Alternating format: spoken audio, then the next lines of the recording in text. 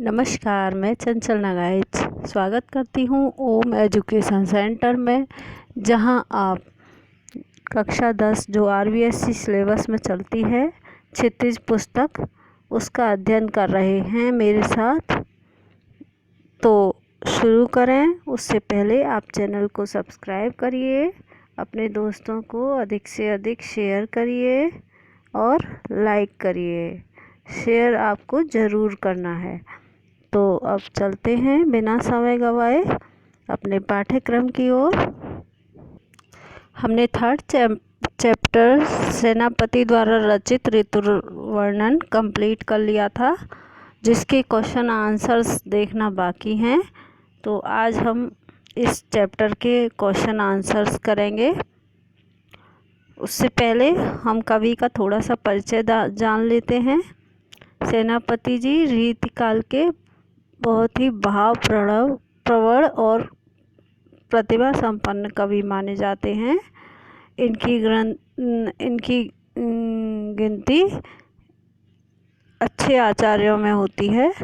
आचार्य रामचंद्र शुक्ल तथा अन्य विद्वान सेनापति का जन्म विक्रम संवत 1616 में अनूप शहर में मानते हैं।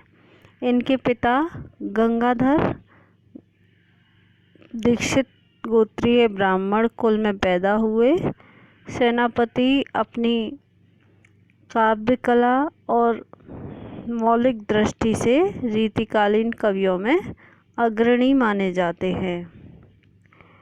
सेनापति की कविता में श्लेष अलंकार का प्रयोग सर्वाधिक हुआ है।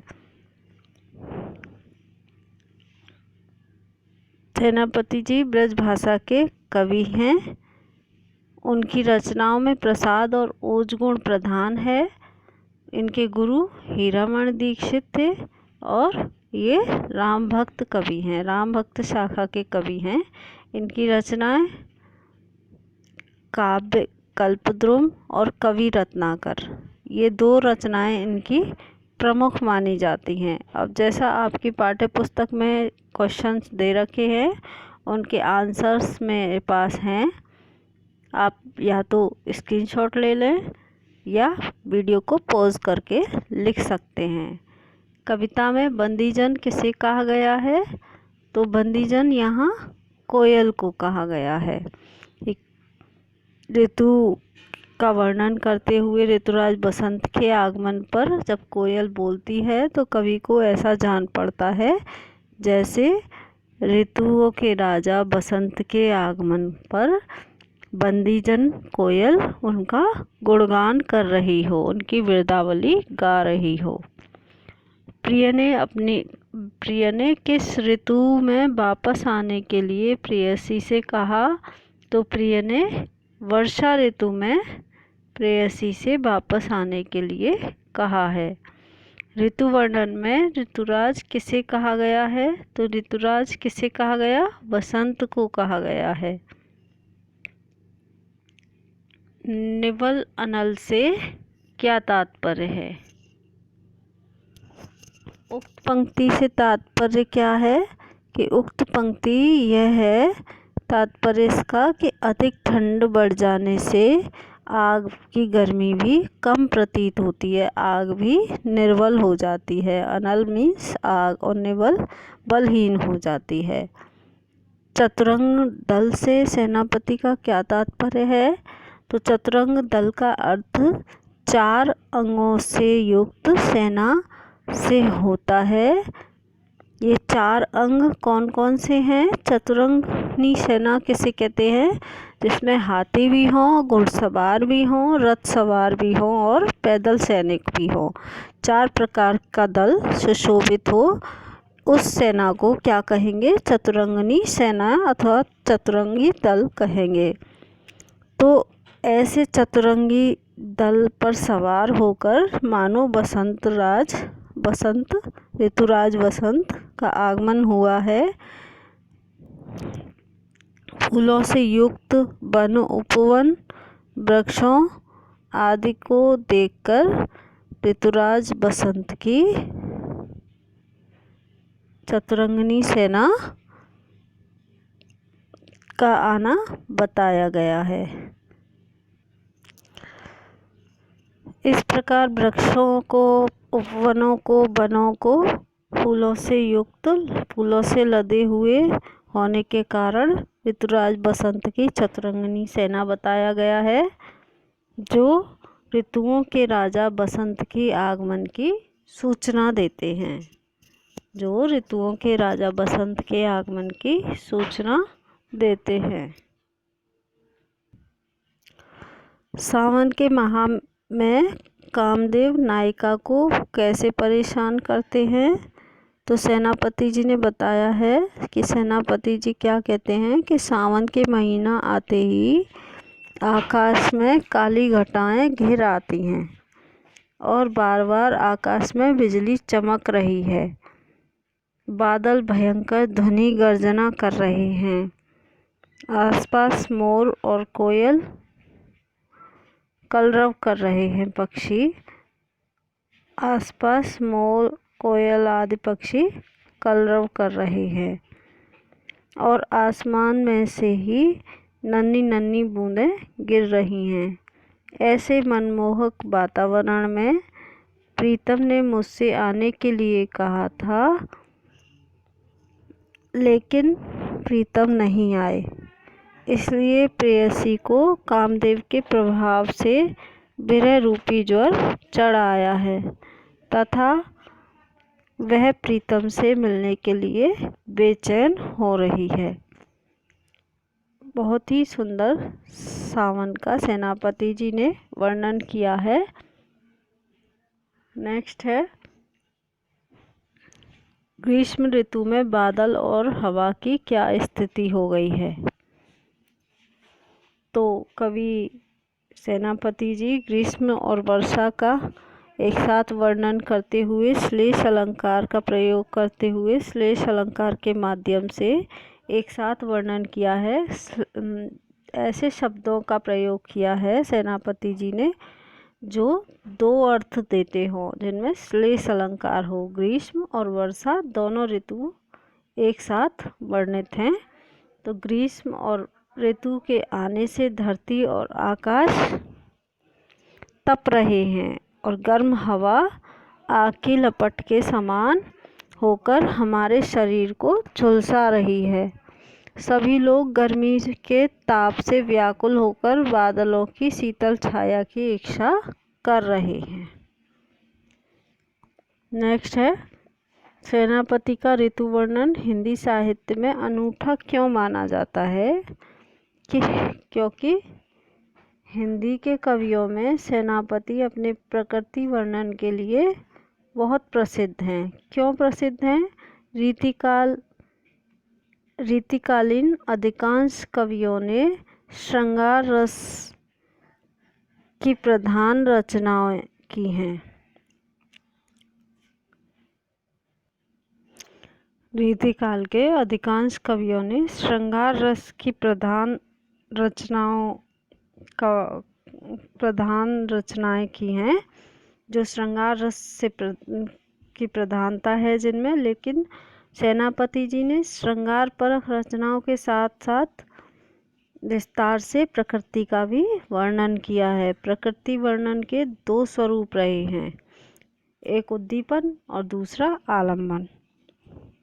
तो उद्दीपन रूप में प्रकृति केवल भावों को उत्तेजित करती है और आलम्बन रूप में प्रकृति को ही कविता का विषय बनाया जाता है। सेनापति जी की यही विशेषता है कि सेनापति जी का ऋतु वर्णन क्यों अनूठा है, क्योंकि कवि सेनापति ने प्रकृति वर्णन में आलम्बन रूप में प्रकृति को ही कविता का विषय बनाया है। प्रकृति वर्णन की यही विशेषता रही है कि उन्होंने आलम्बन प्रधान प्रकृति का वर्णन किया है। उन्होंने सभी ऋतुओं का विविधतापूर्ण चित्रण किया है। उनका चित्रण विविधता लिए हुए है और आलम्बन है। दिमाग में अपने आप ही आलम्बन खिंच जाता है। जब हम उनकी रचनाएं पढ़ते हैं तो सारे जो प्रकरण हैं वो हमें साक्षात साकार होते दिखाई पड़ते हैं। ऋतु वर्णन में सेनापति का सूक्ष्म निरीक्षण मिलता है। वे बहुत सूक्ष्म दृष्टि से निरीक्षण करते हैं प्रकृति का और वर्णन करते हैं।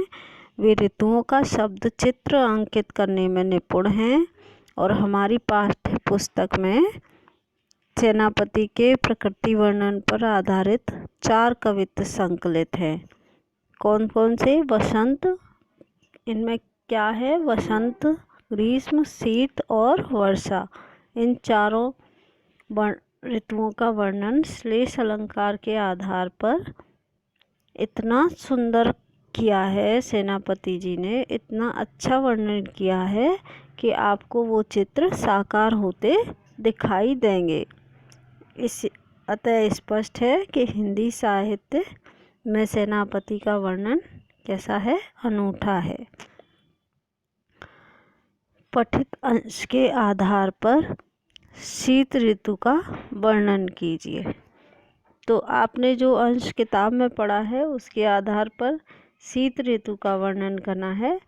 कवि सेनापति शीत ऋतु का वर्णन करते हुए कहते हैं कि शीत अपनी प्रबल सेना के साथ इस धरती पर आक्रमण किया है। शीत ऋतु ने अपनी प्रबल सेना के साथ इस धरती पर आक्रमण किया है। शीत ऋतु के कारण आग की शक्ति क्षीण हो गई है और सूर्य का ताप भी क्या हो गया है? बढ़ गया है। सूर्य का ताप भी ठंडा हो गया है, बल गया है, बढ़ गया नहीं, बल गया है, मतलब भुजा सा हो गया है। शीत ऋतु में बर्फ जैसी ठंडी वायु चलने लगी है जो हमारे शरीर में तीर की भांति चुभती है। कैसे? तीर की भांति चुभ रही है। शीत के वजह से गर्मी भागकर घरों के कोनों में छिपी जा रही है, अर्थात घरों के भीतर ही ठंड से कुछ रक्षा हो रही है। कोनों में छुपकर भले ही कुछ गर्मी का एहसास होता है तो उन्होंने उसको भी मानवीकृत कर दिया कि घरों के भीतर ही ठंड, ऐसा लगता है कि ठंड के कारण घरों के भीतर ही कोनों में कुछ गर्मी छिप रही हो। लोगों ने शीत से बचाव के लिए अलाव जलाए हैं, लेकिन उन अलावों से निकलने वाले धुएं के कारण मनुष्य की आँखों से आंसू बह रहे हैं। लोग जरा सी आग सुलगाकर जलाकर झुककर ऐसे तापते हैं, झुककर आग पर ऐसे बैठते हैं, उसे घेरकर चारों तरफ से आग पर हाथ फैलाकर झुके हुए लोग देखने में ऐसा लगता है जैसे आग को शीत से भयभीत देखकर लोगों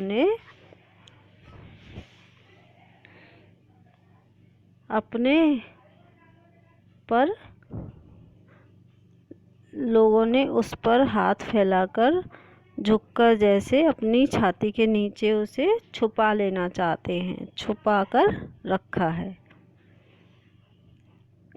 आग पर हाथ फैलाकर झुके हुए लोगों को देखकर ऐसा लग रहा है कि आग को शीत से भयभीत देखकर लोगों ने उस पर हाथ फैलाकर झुककर अपनी छाती के नीचे छुपा रखा है। बसंत ऋतु के सौंदर्य पर विस्तृत टिप्पणी लिखिए। नेक्स्ट है, वसंत ऋतु को ऋतुओं का राजा कहते हैं। शीत ऋतु के पश्चात वसंत ऋतु के आगमन से ऐसा लग रहा है कि मानो शीत को पराजित करने और जीव जगत को आनंदित करने के लिए ही ऋतुओं के राजा बसंत ने अपनी चतुरंगिनी सेना सजाकर चढ़ाई कर दी है। अर्थात ऋतुओं का राजा बसंत अपनी चतुरंगिनी सेना के साथ चतुरंगिनी सेना कौन सी है? फूलों से सजे हुए वन उपवन आदि। तो चतुरंगिनी सेना के साथ आया है, क्यों? जीव जगत को आनंदित करने के लिए। राजा बसंत के स्वागत में कोयल और शुक रूपी बंदीजन क्या कर रहे हैं? उसका गुणगान कर रहे हैं। ऐसा लगता है जैसे उसकी बिरदावली गा रहे हैं। भौरे रूपी गायकों द्वारा बसंत के मनोरंजन के लिए मधुर गीत गाए जा रहे हैं। भौरा क्या है? मधुर गान गाने वाले गायक प्रतीत होते हैं। चारों ओर फूलों की सुगंध सोने में सुगंध का दृश्य उपस्थित कर रही है। सरसों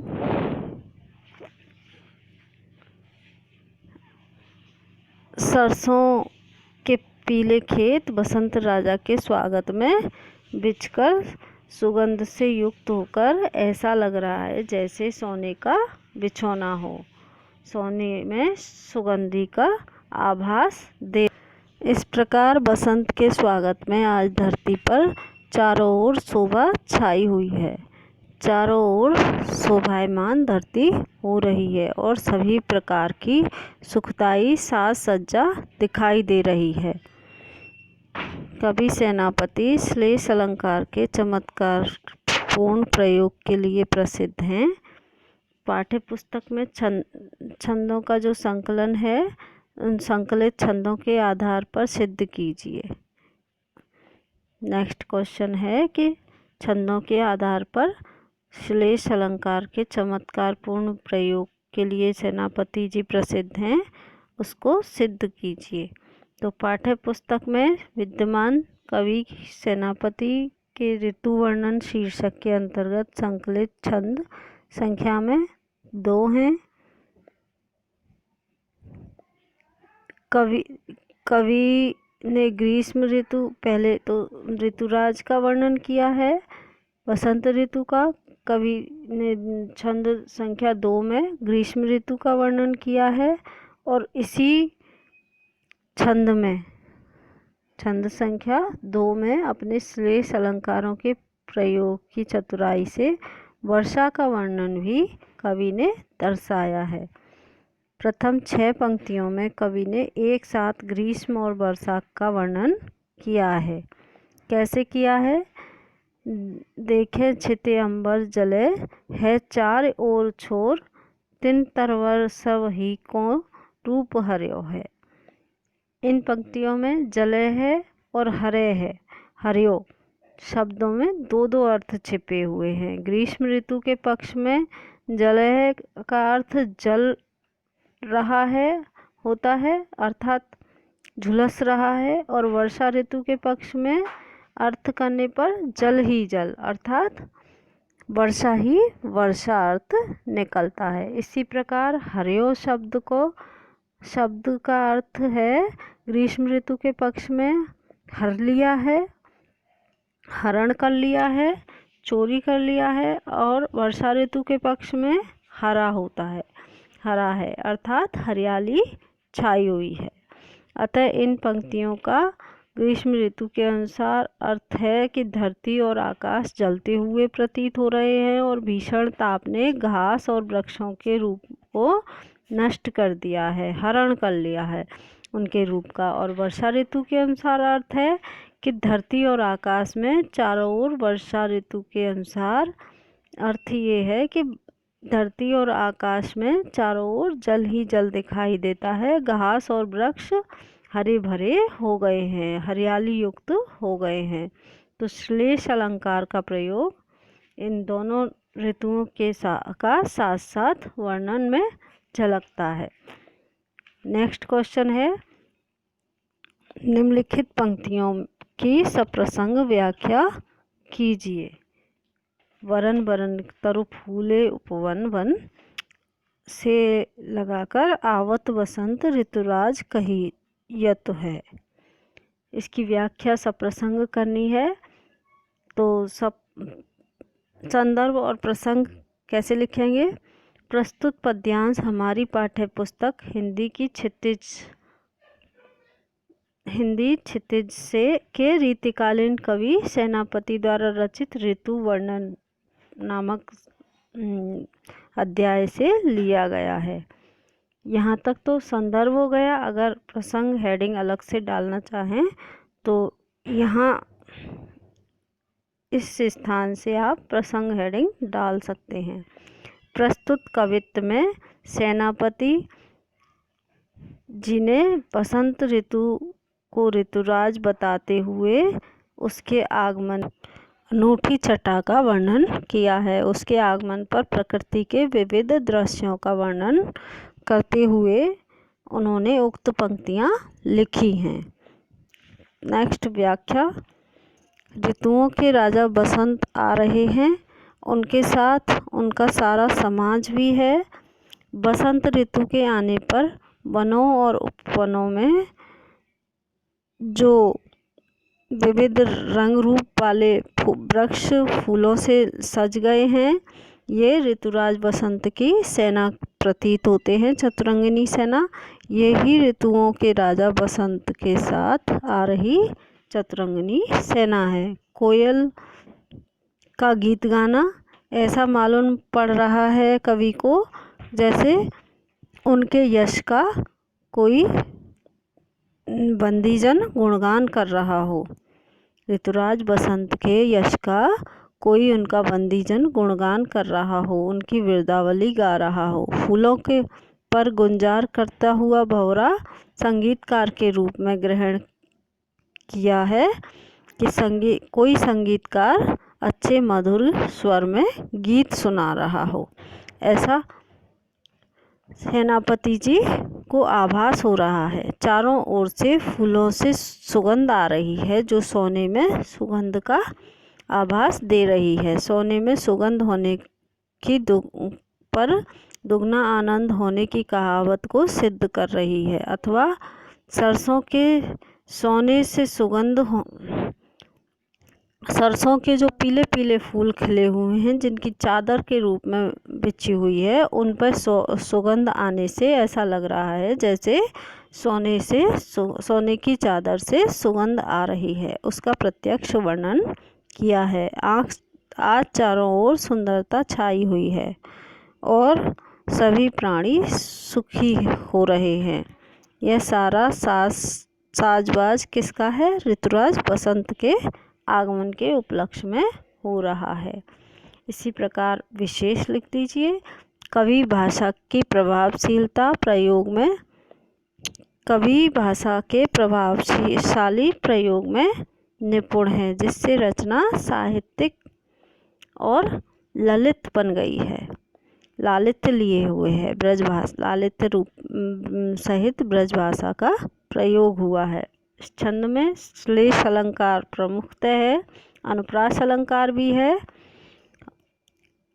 और मुहावरेदार शैली भी है। सोने में सुगंधी होना तो मुहावरेदार शैली भी है। इस छंद में कवि ने वसंत ऋतु को ऋतुओं का राजा कहा है। रूपक अलंकार भी है। तो यही मैं आपसे विदा लेती हूँ। खुश रहिए, घर में रहिए और पढ़ते रहिए। चैनल को शेयर ज़रूर करें। Keep it up.